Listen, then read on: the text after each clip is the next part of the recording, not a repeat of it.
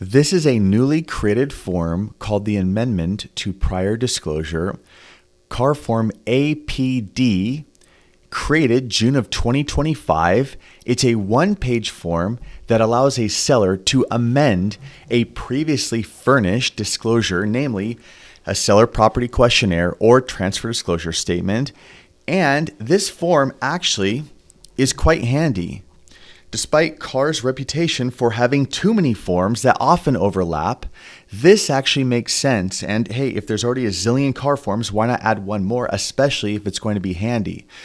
Now, a seller is going to use this, and the reason why I say it's handy, by the way, is because I often see a TDS may have some innocent mistake on it, and it's caught by a TC or the buyer's agent, and they say, hey, seller, this is actually an HOA, and you said that it wasn't, or something like that.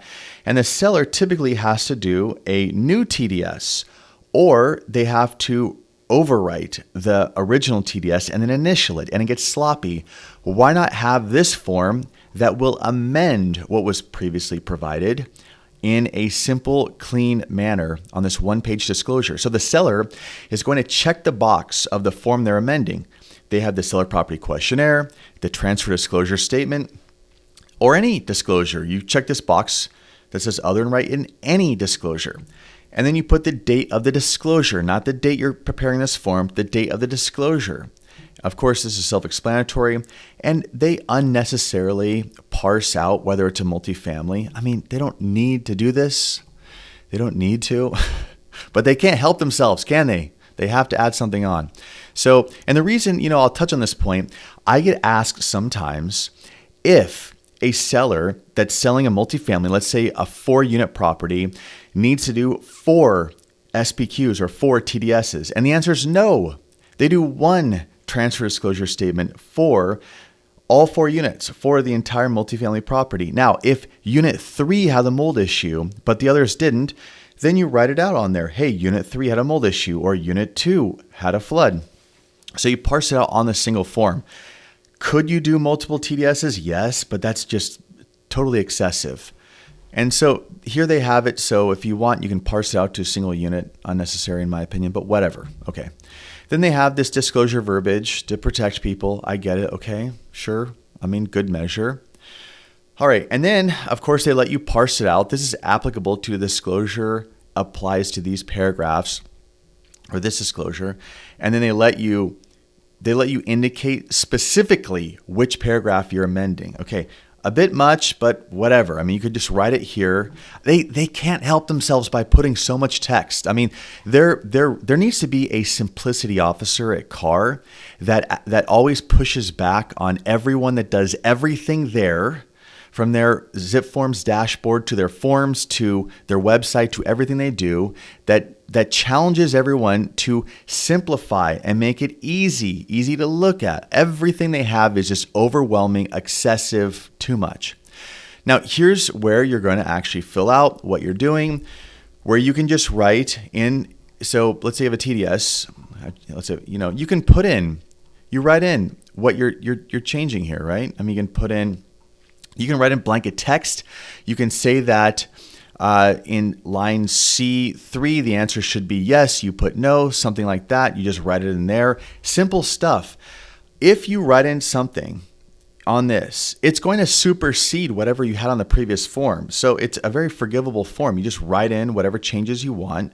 And then they do this whole thing about more disclaimer text. Now, I will say there is an important takeaway. I mean, this is just blanket disclaimer text, similar to what's up here.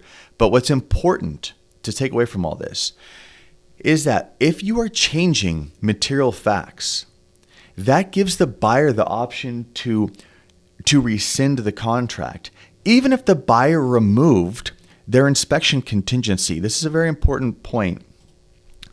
And I want to just draw your attention to the last page of a TDS. People often don't even know this exists.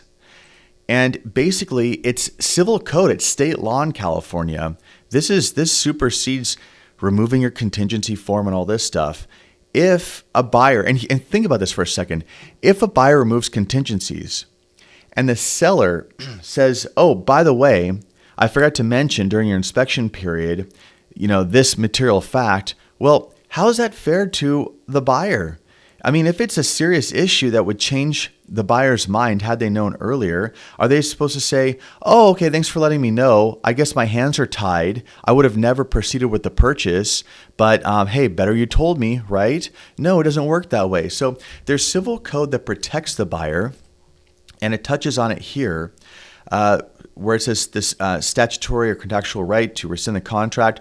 They're saying, look, if you deliver some serious news to a buyer, a material fact that would have otherwise changed their mind, hey, that may cause them to back out regardless, notwithstanding wherever we're at in the life of the transaction. If the transaction is still active, you can't just drop a bomb on the buyer about some huge issue, a foundation issue or something like that, something major that would otherwise change your mind, and not expect them to have the right to back out. So keep that in mind. If you have questions about this, leave a comment. I'm happy to talk about it. I've probably been through many of these scenarios firsthand.